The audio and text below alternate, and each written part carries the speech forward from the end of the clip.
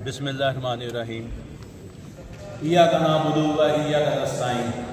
मैं अपने रब का मशकूर हूँ, शुक्रगुज़ार हूँ कि आज मेरे अल्लाह की रहमत से और मेरे लीडर इमरान खान ने जो मेरा एक नाम दिया, ना मुझे टिकट ना कोई निशान, जस्ट मेरा एक नाम था और मेरे हलके की आवाम ने मुझे भारी अक्सरियत से कामयाब किया।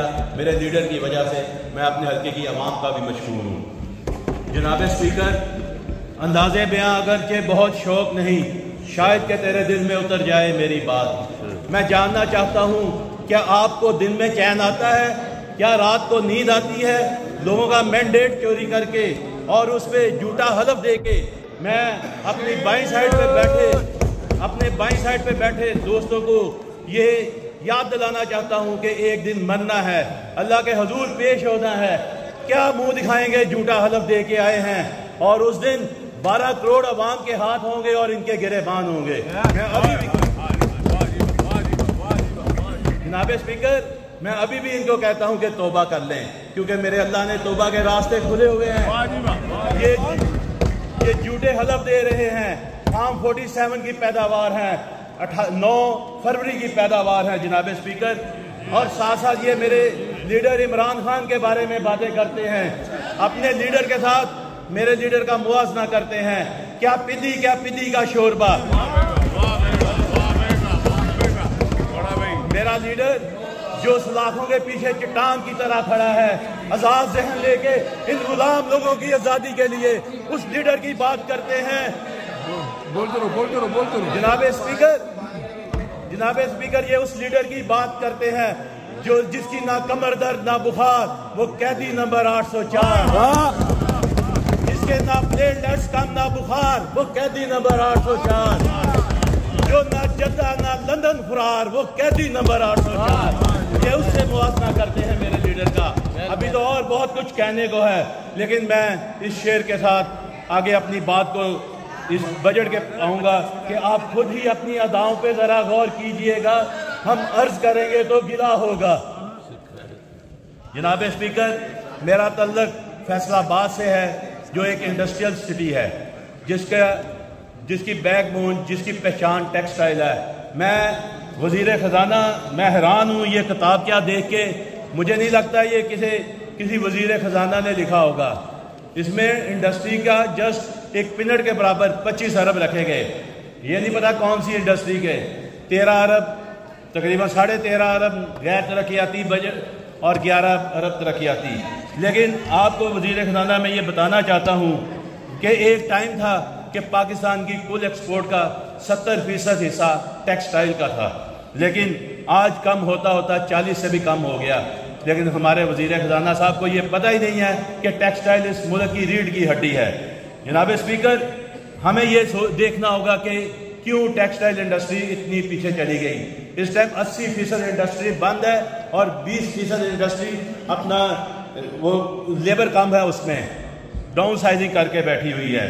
हमारी अगर टेक्सटाइल इंडस्ट्री को देखा जाए तो उसकी बेस है कॉटन। हमारा कॉटन ग्रोइंग एरिया जो जनूबी पंजाब सिंध इसके मुल्का था, वो एक वसी तर एरिया था और उस कॉटन से 5 तरह की इंडस्ट्री चलती थी, लेकिन किसी का कोई ख्याल नहीं।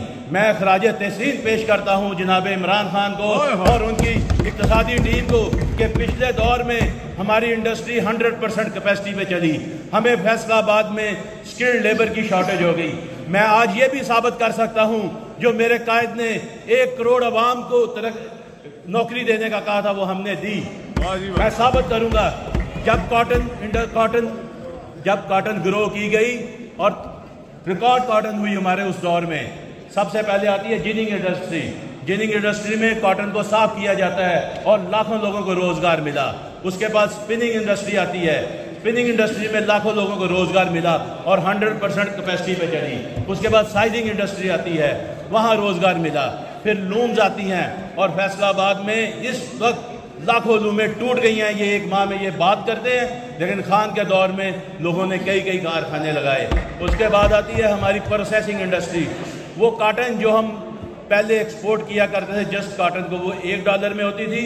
जो हम तैयार करके माल एक्सपोर्ट करते हैं सुर्खी पाउडर लगा के, वो $20 में जाता है। جناب اسپیکر اس سے بے شمار لوگوں کو روزگار ملتا ہے اور ساتھ ساتھ ٹیکس جنریٹ ہوتا ہے. میں جناب وزیر خزانہ سے پوچھنا چاہتا ہوں, انہوں نے اتنا لمبا چوڑا بجٹ تو دے دیا, یہ نہیں بتایا کہ یہ پیسے کہاں سے جنریٹ کریں گے. انڈسٹری چلے گی تو پیسے جنریٹ ہوں گے, ہماری ایکسپورٹ ہوگی تو ہمیں زر مبادلہ آئے گا. انڈسٹری تو بند پڑی ہوئی ہے.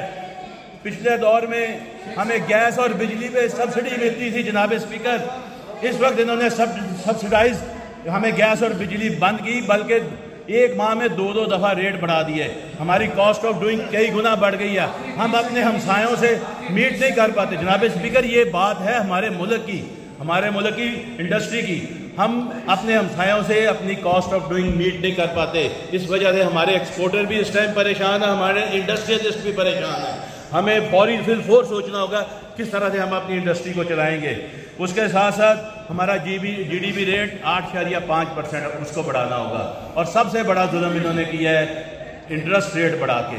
22% انٹرسٹ ریٹ ہے. کیسے ایک ایکسپورٹر انٹرسٹ 22% تو اس کا پروفٹ نہیں ہے, جو وہ کیسے بینکوں کو دے گا, اس پہ غور کیجئے گا. اب ایک چھوٹی سی بات جناب اسپیکر, یہ بار بار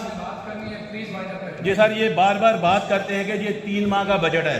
جناب اسپیکر یہ 3 ماہ کا بجٹ نہیں ہے, یہ پچھلے 9 ماہ کا جو غیر قانونی حکومت اس کے جو بجٹ کو یہ کور دے رہے ہیں, لیگل کور دے رہے ہیں.